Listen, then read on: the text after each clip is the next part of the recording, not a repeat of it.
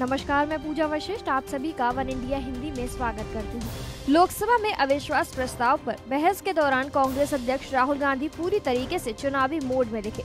राहुल गांधी ने आगामी लोकसभा चुनावों में मोदी सरकार को विपक्ष और उन्हीं के सांसदों द्वारा हराए जाने की भविष्यवाणी तक कर दी। कांग्रेस अध्यक्ष राहुल गांधी के भाषण के दौरान हंगामे की वजह से सदन को 10 मिनट के लिए स्थगित करने के बाद बहस दोबारा शुरू हुई। राहुल गांधी अपने भाषण के दौरान काफी आक्रामक रूप में दिखाई दिए। राहुल गांधी ने अपने भाषण के दौरान कई तरह के डायलॉग्स का इस्तेमाल किया। राहुल गांधी ने बीजेपी और खास तौर पर पीएम मोदी को कई मुद्दों पर घेरा।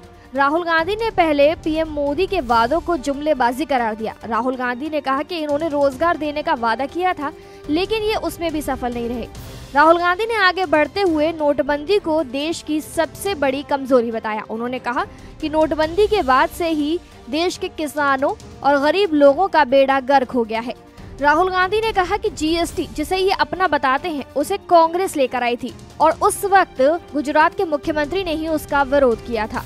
राहुल गांधी ने पीएम मोदी और अमित शाह पर निजी हमला करते हुए अमित शाह के बेटे जय शाह को भी घसीटा। उन्होंने कहा कि उन्होंने इतने कम समय में अपनी कमाई को 3 गुना कैसे बढ़ा लिया। वहीं राहुल गांधी ने पीएम मोदी को और निर्मला सीतारमण को राफेल डील पर करारा तंज कसा।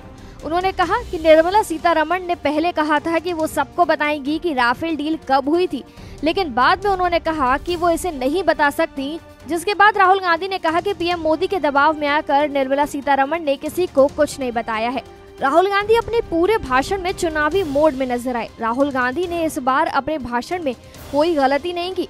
राहुल गांधी अपने भाषण की पूरी तरीके से तैयारी कर आए थे। वो भाषण को देखकर नहीं पढ़ रहे थे। राहुल गांधी अपनी जो भी बात कह रहे थे उसे पूरे आंकड़ों के साथ पेश कर रहे थे।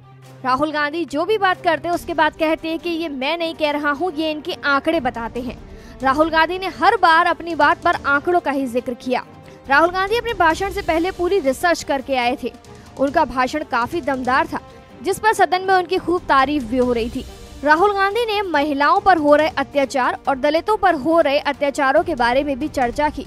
उन्होंने कहा कि क्या ये लोग देश के नहीं हैं, जो इनके साथ कुछ भी गलत हो रहा है और प्रधानमंत्री जी कुछ नहीं कह रहे हैं। राहुल गांधी ने पीएम मोदी पर इशारों में कई बार तंज कसा। राहुल गांधी ने कहा कि मेरे जो भी सवाल हैं, पीएम मोदी का उनको जवाब देना चाहिए। अपना भाषण खत्म होते होते राहुल का रुख और आक्रामक हो गया।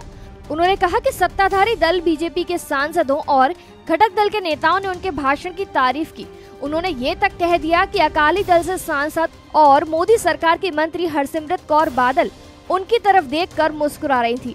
राहुल गांधी अपने भाषण के अंत में पूरी तरीके से भावनाओं में बह गए और उन्होंने कहा कि हिंदू होने का मतलब सभी को गले लगाना है, तो मैं इसकी शुरुआत पीएम मोदी से करूंगा। और इसके बाद उन्होंने अपने भाषण के अंत में पीएम मोदी को गले भी लगाया। खबर पर फिलहाल इतना ही और खबरों के लिए सब्सक्राइब कीजिए वन इंडिया हिंदी चैनल।